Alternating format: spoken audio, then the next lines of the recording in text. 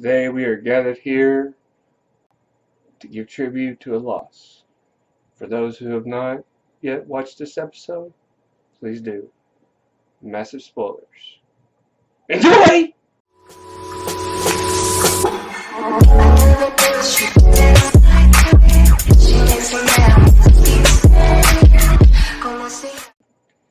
Hi everybody, Metron Urel. Welcome back to Nephilim Entertainment. This here is my coverage of Fear of the Walking Dead, and this is episode 15, or 14. No, it's 14. Hey, 14. Wow. What is it called again? El Matadoro. Yay. Bullfighter. So, nice little episode we got going so far when we last left off with our little ragtag group.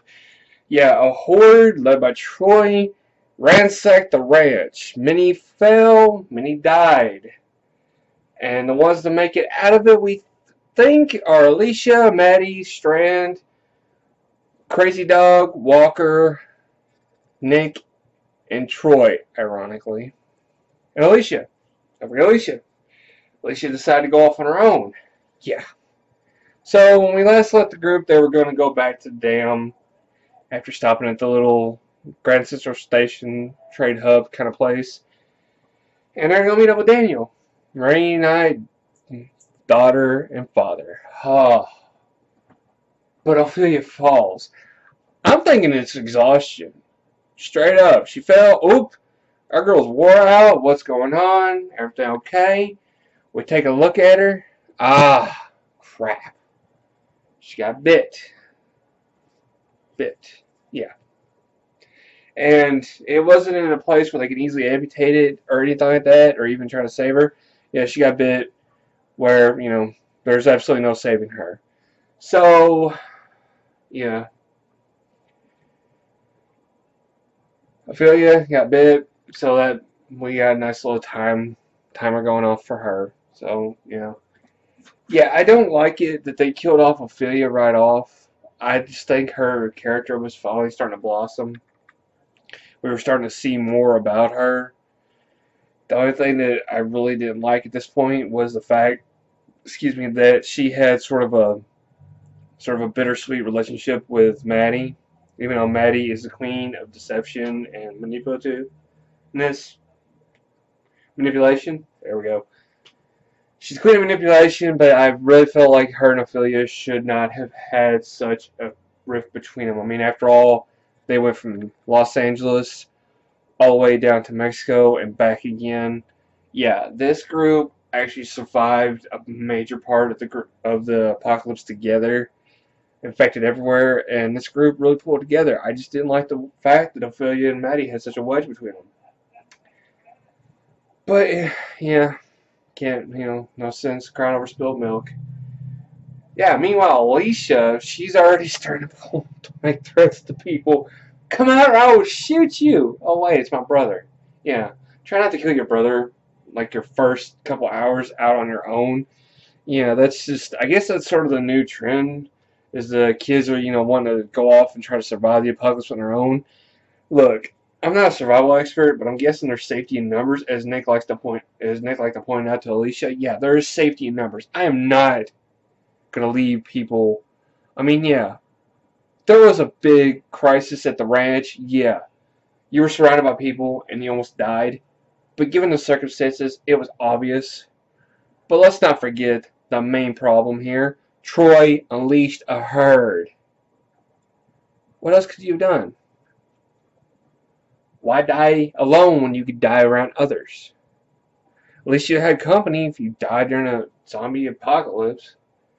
Whether you join the herd or get eaten and carried away with them, some part of you will always remain. But yeah, Alicia and Nick have their nice little pep talk. Nick's trying to convince her to come back.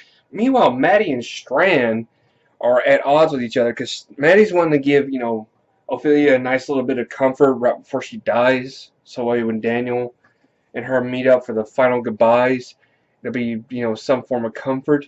Strand's not too happy about it because she's trading off their luxuries for Ofelia, who I can kind of see his point. damn near killed the group earlier this season. All for Walker. But, what makes you happy, I guess, girl? So,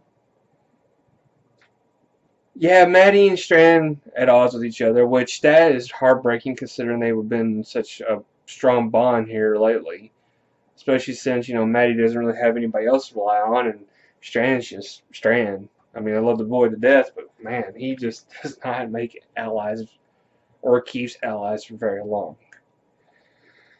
But we bounce back and forth between that story and Alicia's story because Alicia and Nick say their goodbyes. Nick can't convince her to come back. Surprise. She's just as stubborn as her mother. And she promises him, look, you don't ever make a promise during a zombie apocalypse. I promise I'll come back. I promise I'll be safe. All it takes is opening the wrong door.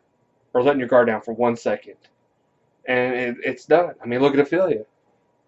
She let a zombie fall on top of her for the sake of everybody else. And look where they got her.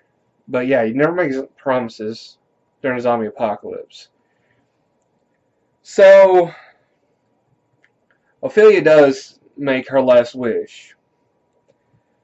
She wishes to stay alive long enough to tell her daddy goodbye and get to know him before she dies. And I like how Walker points out how crucial it is and how important it is. And Maddie may not be able to save her, but she's given her her dying wish. That says a lot. And it does say a lot about Maddie's character. I mean, she doesn't have the Strand mentality. I mean, he's out for himself. I mean, Maddie, she's actually respecting her wishes and actually going to try to give her the best she can. You got to respect the woman for doing that. Especially since most of the time she's been manipulating everybody else just so she can get her kids the best comforts in life. But now she's willing to risk everything for one person's dying wish. It's so that way you can see her father before she dies. Applause. I welcome that. Strand ain't too happy about it, but hey, can't make everybody happy apparently. So, then we go back to Alicia at the restaurant. Okay, first rule of surviving a zombie apocalypse, do not put your gun down. I don't care where you're at, I don't care what you're doing. And she eventually learns this safely. You don't put your gun down to where you can't get a hold of it, especially during a zombie apocalypse. Girl, come on. I don't care how big of a gun it is. I don't care how awkward it is. You don't put your gun down. You don't put any weapon down. You keep them attached to you even when you're asleep. But, all for mashed potatoes too. That's all she got out of that whole ordeal. Mashed potatoes. And I love the little ballroom. That was awesome. She dives in the ball pit, trying to hide from some zombies. She's going to go in there, do sort of a last stand. And I swear, they should have been playing the theme for Jaws right then. Because every time the little balls would shuffle, I'd, da da da da da.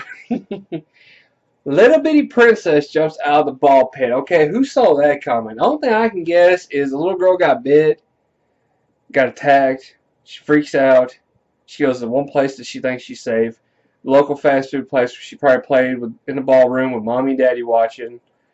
And she probably hid in there until she thought it was safe. Well, come to find out, she dies. That's why she probably sank in the ball pit too. She probably sank down in there, left for dead or whatever. So yeah, she pops up, fights with Alicia. Alicia drops the gun, so she proceeds to hide the ball pit. And out of nowhere, I mean literally out of nowhere, this chick comes out with a pickaxe. Chick, who are you? I mean, she's going completely buck wild on these zombies. Excuse me, infected. She's going buck wild on them. I mean, she's taking pickaxe after pickaxe, headshot after headshot. Chick, who are you? Be my friend. Be my friend. So, she manages to kill all the zombies. She makes off with some loot. She gets the mashed potatoes. She gets some rings. She gets some teeth. She carries off.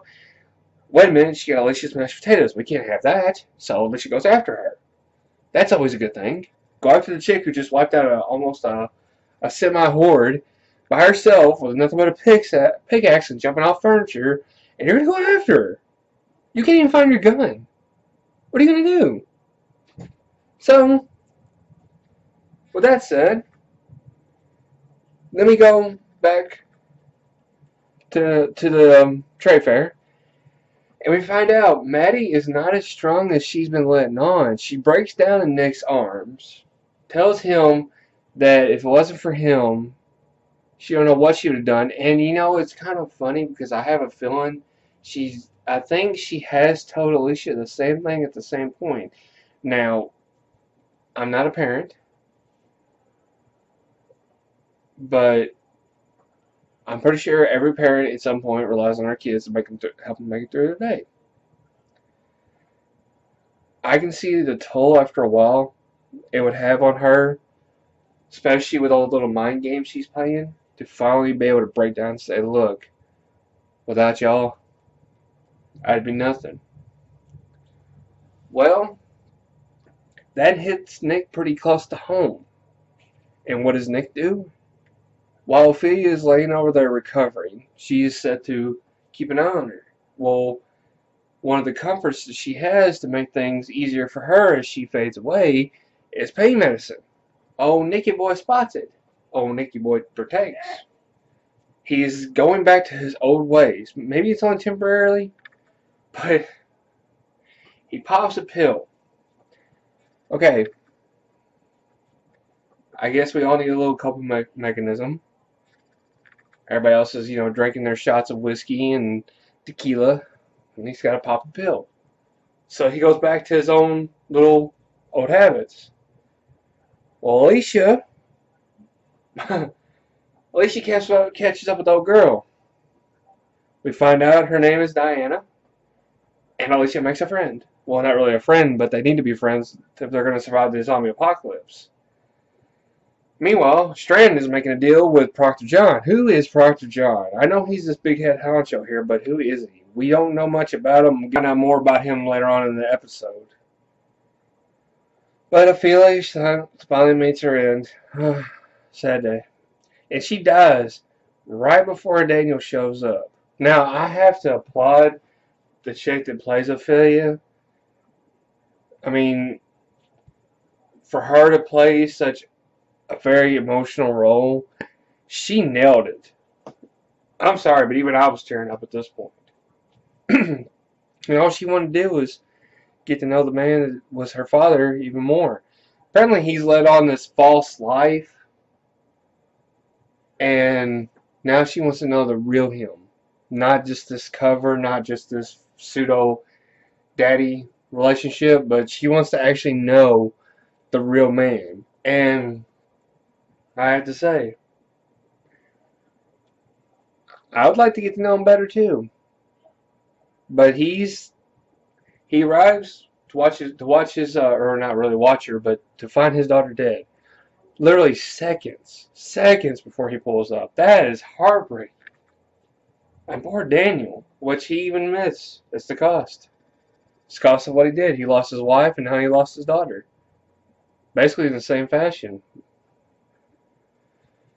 But he actually is the one that does the kill shot too, which I figured Madison might do that, but hey, can't complain, which I figured, he would turn around and put a bullet between her eyes, but she walks away unscathed.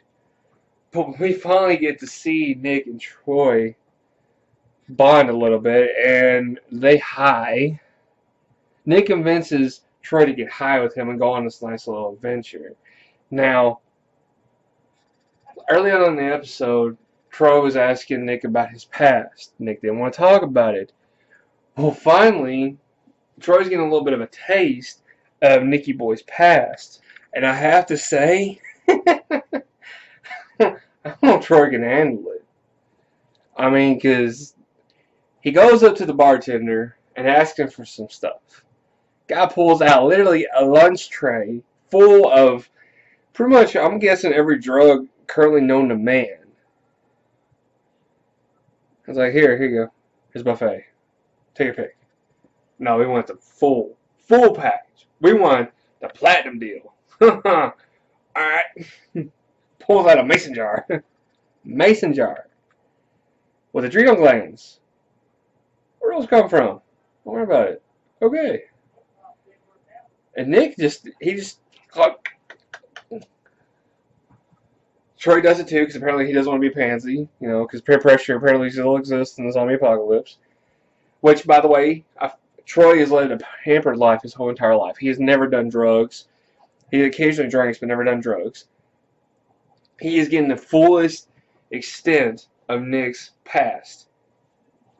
And he's finding out how much bullshit Nick is not full of. So, yeah, and this is the thing that gets me. Troy is now the voice of reason. Yeah. Troy, psychotic little Troy, who was killing people to see how long it took them to turn, is now the voice of reason. That's scary. When you had the psychotic little boy who unleashes a horde on everybody, turns around and he is the voice of reason. Nick, what are you doing? When you got a sociopath being the voice of reason, maybe you need to check yourself. I'm just saying, you need to check yourself, man, because that's kind of scary. That worries me, and I'm watching. I'm nowhere in this world, and I'm already getting worried about you. But he actually does his his infected camouflage. And I love how he does it too. I love the little scene where he takes the shark door and he just bam, bam, bam, bam, bam.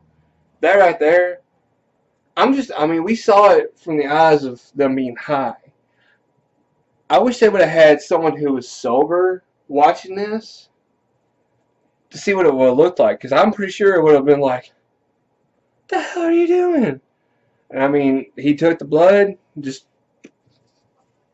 get on thick, rubs himself down, and then walks in between a group of infected.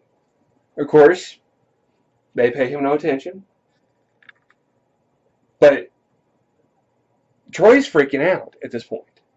He is freaking out. Not really on the outside, but you can tell he's just kind of like, Nick, shh, shh. He actually takes Nick into his arms, hugs him, as the infected go by. Now, I'm sorry, but I'm going to be the first one to sort of ship Troy and Nick. I know it's weird, but stay with me. Because even Troy said the reason why you stay is because you love me. As weird as that may sound, you got Strand who was coupled off with his Latin love. I don't see why Nick and Troy, but I don't know if any of my followers would share that open-mindedness, but I see those two, if not being a dynamic duo, I see them being a couple. I'm just saying, when you got a boy hugging you up in the middle of an infected horde and you're trying to comfort him, telling him that you love me and all this, yeah, just wondering what's really going on there. What's really going on, guys? Come on. But, yeah. And this all happens. Alicia and Daniel have a nice little heart-to-heart. And I figured Daniel was going to snap and kill Madison. No. Welcomes her and everybody else with open arms to the dam. No ill looks, no threats, nothing. Dude just straight up opens his arms and gives out a welcome invitation. I am so proud of you, Daniel. I figured you'd be going all little psycho on him. But no, you're good. I hope. Especially since, you got the only people you have left. I'm not sure how you feel about Strand coming out there. Because, him and Strand have butted heads and butted heads. But he buries Ofelia. Nick and Troy come down from the night. Madison wakes up the next day. Alicia's fine in her own little world with her new friend Diana. Everybody looks like they're getting ready to go, suit up. Except Alicia, she's off doing her own thing. But Madison and all them are getting ready to suit up and go. And Nick and Troy decide to stay. They decide to stay at this little fair. I'm just wondering, two Maybe 3 reasons. First reason is they're waiting for Alicia. I have a feeling that he's probably still waiting on his sister to show back up. I do not see him not wanting to abandon his sister. I don't see that happening. That's one reason. Second reason is they want to stay there so they can get high. Again, live up the good life. Maybe try to work and haggle and deal and whatnot and be in a constant haze. Addicts will be addicts, no matter what world you're in. Third is they're falling in love and they want their secret love not to be trespassed upon. That's one thing.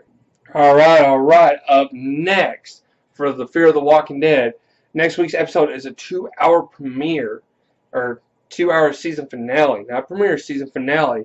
And looks like we're going to be introduced to a new antagonist, probably Proctor John.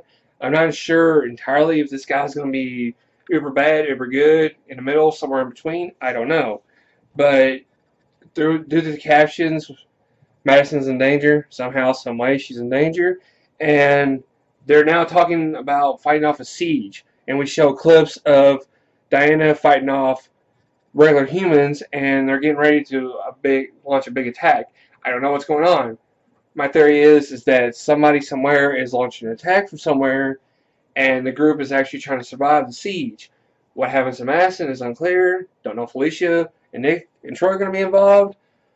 But anyway, season finale. So yeah, that's going to be a big episode, and there's going to probably be a lot of content to cover on that one. But it's going to do it right for me. What do you think is going on? What do you think is going on? Do you think Nick is falling out of sobriety? Do you think he's trying to get back into the old lifestyle, comfort that he's more familiar with? Why is Troy tagging along? Why? If not out of love, what? Does he owe him? Because they've seen him bring that up before. Madison, is their family going to fall apart? Daniel, is he going to fall apart? Strand, what is he up to? Who is Proctor John? What is going on with Alicia? And is Diane someone we can trust? All that and more on the next week's episode. But my name is Metatron Urel. You are watching Nephilim Entertainment. To all your daydreamers and creators out there, keep your heads in the clouds. Peace.